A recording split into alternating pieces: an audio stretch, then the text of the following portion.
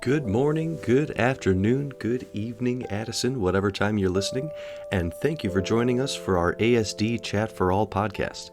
We have lots of fun and exciting things on the horizon for Addison School District 4, and this podcast allows us the opportunity to connect with our parents and guardians, families, and community to celebrate our students, their accomplishments, and so much more.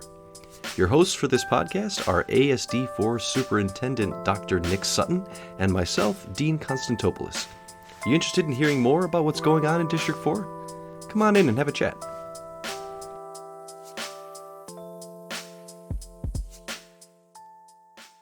Good afternoon, everyone, and thank you for joining us again for another episode of our ASD Chat for All podcast. My name's Dean Constantopoulos. I'll be one of your hosts this afternoon, and I'm joined with my co-host, Dr. Nick Sutton. You know, Nick, tomorrow is actually, I know we have a great guest today, but I'm thinking about tomorrow already with this science night. It's coming up. That's true. You know, what I was thinking about is, I'm getting really good at every time that, I get a little nervous about snowstorms, nothing comes. Yes. And so I was just sitting here thinking it's nice and sunny, and even though it's supposed to snow tomorrow, since I have now publicly said that, there will be no snow. Exactly. Well, I've got quite a track record of, I'm able to do that apparently since joining Addison. I've noticed you kind of control the weather a little bit. When I advise staff members to be aware of inclement weather, nothing happens. I like it. Well, let's keep with that trend for tomorrow. But for today, we have a great guest joining us. We actually have Chris Bollig here with us, who is one of our Board of Education members. Chris, welcome. How are you doing? Thank you so much. I am doing great and very happy to be here. Oh, well, we're very happy to have you. So for anybody who's listening, so we know who you are, but for anyone listening, so who are you? And then how long have you been involved with ASD4? Sure. So my name is Chris Bollig. As you mentioned, I am a current board member for ASD4. I have been an Addison resident for just over 3 years, so relatively new. I meet a lot of people from Addison who have lived here a very long time. Not one of those folks, but I have always lived in the area. I was previously in Streamwood. And I found Addison to be an incredible community. Have lived in the Chicagoland area for almost my entire life.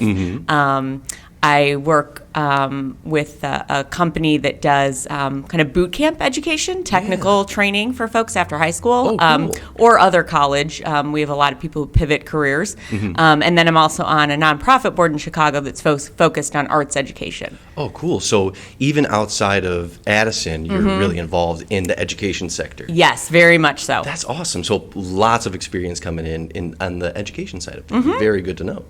Yeah, and speaking of different experiences, a lot of people know you as a board member here in the community, but you're part of another committee. And if anything, for people that watch and follow board meetings, they probably hear the term CAC or Citizens Advisory Committee. And if nothing else, if you were in a grocery store and somebody came up to you and said, "What exactly is the CAC?" What would you say? I would say that the CAC is a way for community members to get more involved with the school district.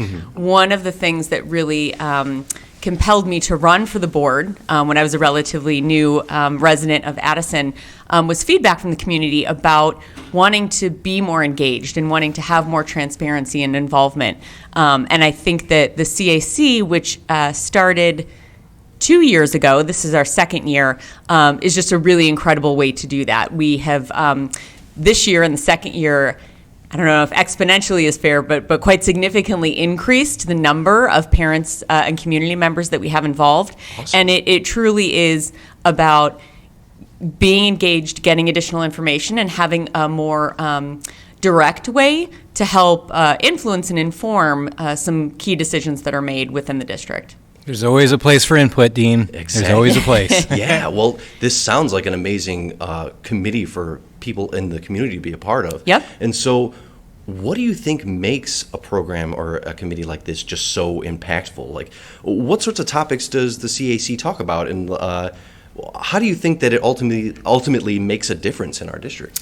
So I think that one of the most important things is that the topics that we focus on are driven by the participants themselves. Nice. Right? So there isn't a predetermined agenda. It's not as if the district or the board have specific things that they are asking the CAC to tackle. Okay. In the first meeting of each year, the group collectively decides on the things that are most important to them. This year, the group really leaned in on the achievement gap and looking at the academic performance of students in the district and talking through the reasons for some of those outcomes and things that we might do to help demonstrate overall improvement. And so I think that that's a really important thing, is that it's participant driven, what we're focusing on. See, that feels very different from a lot of other committees in terms of, like, especially maybe as a community member, you might think, well, how far is my voice really going to go in some of these committees? But this one in particular sounds like it's all about the community voice. Absolutely. And I know Dr. Sutton repeatedly tells that group that they have access to him, that he wants to hear their ideas and their input. And so it is absolutely a way. And I'll just note that we've actually had some individuals join mid-year this year really? because they learned how much of an opportunity it really was to be engaged and to have their voice heard. And so, I think that that's really indicative of how open it is and how folks are able to get involved. Oh, that's perfect. So, if somebody out there is listening and they want a little bit more information, like, I know the answers to this, but I think it's always kind of good to kind of get the perspective and the way that it'd be summarized from a current member. Like, what is the process if they want to join next fall? How often do we meet? Yep. How long are these meetings? And if I'm a current member now, can I remain on it? Yep.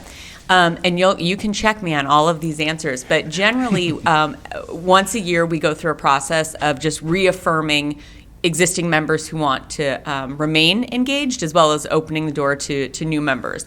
That is fairly well broadcast through the schools, through our social media pages. Notes go home to parents if you have children who are actually attending an ASD4 school, and you're able to sign up through that process. I think we consider those nominations are then reviewed by administration, and we work to then identify a group that is as inclusive as possible, I'd say. So well said. Making sure that we have representation of parents across of our different schools, from the Early Learning Center all the way through to the junior high. And we want different voices and different perspectives, because that's important. So I would say keep your eye out for when we do that, and you can help me. When would we be sending out? I was going to be really impressed. I want to say I feel comfortable going on record. Late August, early September every year. Yep. We'll get organized, figure it out.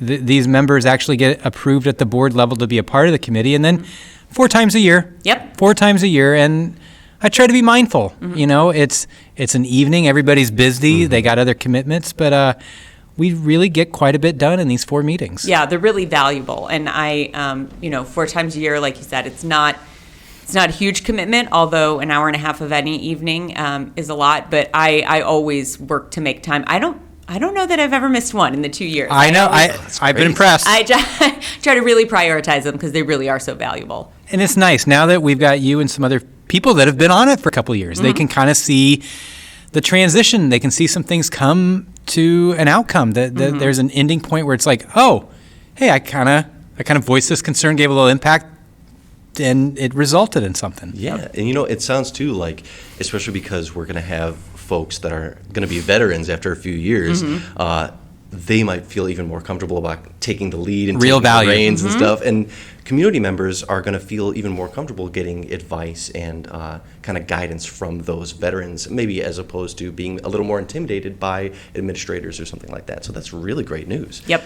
So thank you so much for that. This is so much information that is like really, really important for our community to know. So let's just say somebody from the community wanted to speak with you directly about, all right, so I heard about the CAC, but I want to know a little bit more. What is a way that somebody could reach out to you to talk a little bit more about that? Sure. So all of the board members, our information, including our ASD4 email addresses, are published on the ASD4 website. Perfect. And so certainly, you can just search for Chris Bollig, ASD4, and you'll have direct access to contact me. And I'd be happy to speak with anyone about CAC or anything more broadly about the district and our community. Awesome. Thank you. And Nick, same question to you. If somebody wanted to talk a little bit about what the CAC is about, how to get involved, how would they reach out to you? Yeah, anything CAC or ASD4, I'm always up for a chat. District email is an easy way to catch me, but I'm always lurking on Twitter at Dr. Nick Sutton. Dean, if somebody wants to talk to you about winter storms that never happen, PTA Science Fair nights, or anything Addison, what's an easy way to reach out to you? Best way for me is also going to be Twitter at AddisonSD4. Well, Chris, thank you so much for joining us. This Absolutely. is so much great information for everyone to know, so we really appreciate your time. Yep, happy to stop by. And for everyone listening, stay tuned for next time. Thank you for tuning in to our ASD Chat for All podcast. Check us out at www.asd4.org, Spotify, or wherever you listen to podcasts for more. We'll be back soon with another episode, so stay tuned.